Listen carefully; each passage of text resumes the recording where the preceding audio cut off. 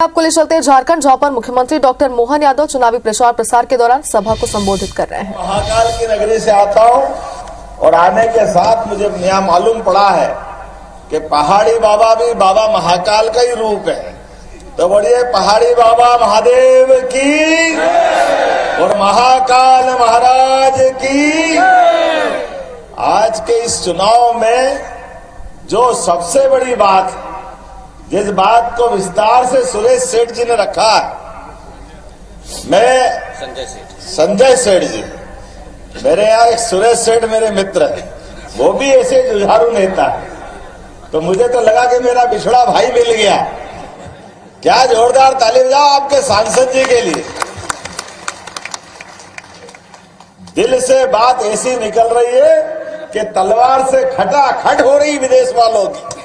उनकी जितनी भी षड्यंत्र है, ये मित्रों, कांग्रेस, झारखंड मुक्ति मोर्चा, ये जो दिखने के लोग हैं, असली में इनके पीछे कई और लोग हैं। इनकी सरकार, इनकी सत्ता केवल झूठ बोलने के लिए। अभी मैं आया था, आने के बाद मैं देख रहा था तो आते बहनों ने आरती उतारी, तिलक लगाया। आपने दिवाली मनाई, किस किस ने मनाई दिवाली बताना हाथ खड़े करके। मैं आपको डरा नहीं रहा हूं, लेकिन ये बात सही है, आप अंदाज लगा लेना।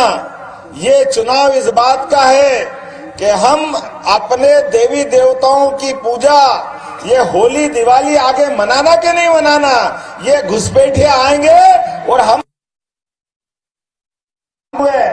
जो हाल वहां होने वाले ये यहां कराने वाले दुर्भाग्यशाली रूप से। ये कांग्रेस और उनके चट्टे बट्टे, एक भी व्यक्ति के मुंह से नहीं निकला कि वहां अपने हिंदुओं का नरसंहार हो रहा है। इनको हिंदुओं को बचाना चाहिए, क्योंकि वोट के भूखे ये एकमात्र बात जानते कि ये इनके इन प्रकार कुर्सी पकड़ो, केवल सत्ता पकड़ो, सब भूल जाओ। इसलिए लगातार वो सारे षड्यंत्र कर रहे हैं, जिसके कारण से मैंने अभी आते ही बात कही। मैं बाबा महाकाल की नगरी से आता हूं। मैं आबादी का रेशो देखते देखते हेलीकॉप्टर में आ रहा था।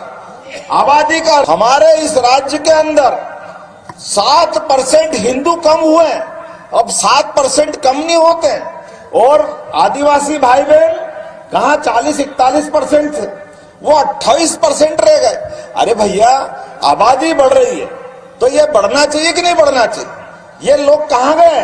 ये कहाँ इसलिए गए कि ये बाहर वालों को घुसेड़ते जा रहा है। लगातार बांग्लादेशी घुसपैठियों को ला करके ये न केवल आपके रोजगार पे कब्जा कर रहे हैं, आपकी दुकान पे कब्जा कर रहे हैं, आपके मकान पे कब्जा कर रहे हैं, ये लगातार आपके हक को मार रहे हैं और आपके आने वाले बाल बच्चों के लिए भी संकट खड़ा कर रहे हैं। मुझे इस बात को कहने में कोई गुरेज नहीं, जवाबदारी से कहना चाहूंगा।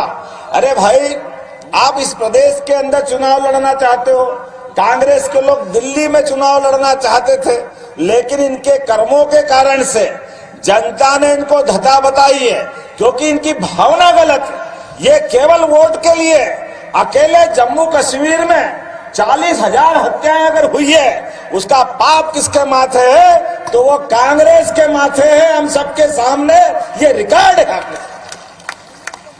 बाबा अमरनाथ, शंकराचार्य गुफा, अरे कश्मीर श्रृंग ऋषि की बड़ी पवित्र भूमि थी, लेकिन कांग्रेस के कुकर्मों के कारण से जो कश्मीर में हालत हुई है, वो कल झारखंड में होगी।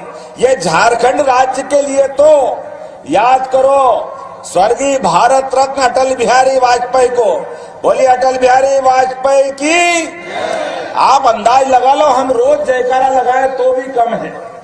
झारखंड जैसे राज्य के लिए हमारी भारतीय जनता पार्टी ने तय किया कि ये राज्य अलग बनना चाहिए। बिहार के साथ जुड़ करके इस राज्य के लोगों की उन्नति नहीं हो रही। क्या नहीं है, भगवान भी तरसते, इतना सुंदर प्रदेश है ये। चारों तरफ से हरियाली, चारों तरफ से इसके क्षेत्र के अंदर अलग अलग प्रकार की खदानें, और तो और प्रकृति ने भी परमात्मा का कुछ ज्यादा ही आशीर्वाद दिया है। लेकिन ये सब करने के बाद अटल जी ने जब राज्य बनाया था और राज्य बनाने के टाइम घोषणा की थी, ये राज्य भारत के सभी राज्यों में सबसे नंबर 1 का राज्य होगा, ये अटल जी ने कहा था। लेकिन ये बेईमान, अटल जी को भी मालूम नहीं था ये बेईमानों की सरकार आएगी। और कर्म कैसे, आपने कहा आलमगीर नोट गिर रहे हैं उसके घर में, समझ में नहीं आ रही कहां रख रहे हैं। ये बेईमानों की सरकार आ गई, जिनके पीए के पास भी ये 40-40 करोड़ रुपए निकल रहे हैं। सही बताओ, अगर 100 के नोट की अगर पूरी रेल भर दो तो रेल कम पड़ जाए। संजय भैया गलत तो नहीं है? 350 करोड़ किसको कहते हैं?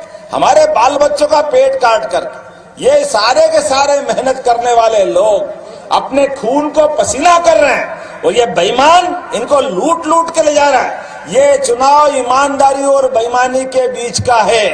ये चुनाव भाजपा कांग्रेस का नहीं है, ये चुनाव हेमंत सोरेन और भाजपा का नहीं है, ये बेईमानी और ईमानदारी का है। एक तरफ बेईमान है और बेईमानी का नमूना आपको मालूम है, जो जेल की सजा काट करके आ रहे हैं, जेल में जिनके इस कारण से मुकदमे बन रहे हैं। लेकिन हिम्मत देखो, मैं तो आज इस बात को कभी सोचता हूं तो डर जाता हूं। मैं भी सरकार का मुखिया हूं, लेकिन सरकार का मुखिया अगर ये करने लगेगा तो डूब मरना पड़ेगा। अरे हम भगवान राम के देश में रहते हैं, बोला प्रभु रामचंद्र जी महाराज की। ये भगवान राम राज की कामना करने वाला लोकतंत्र का भारत है। हमारे संविधान के चित्रों में भी अंदर राम राज्य का सपना लिखा है, और हमारा अपना देव पुरुष, हमारे सनातन संस्कृति, हमारे सभी देवताओं ने सदैव अन्यायों से संघर्ष किया है। इसलिए हमारे देवी देवताओं ने भी हमको सिखाया है। अभी मैं तो आपके बीच बताना चाहूंगा संजय भैया, हमारे यहाँ तो अभी मैं 2 दिन पहले ये भारतीय जनता पार्टी की सरकार बनी थी हमारी 2023 में, और सरकार ने तय किया कि जन्माष्टमी भी धूमधाम से मनना चाहिए, और धूमधाम से सभी सांसद विधायक ने जन्माष्टमी मनाई।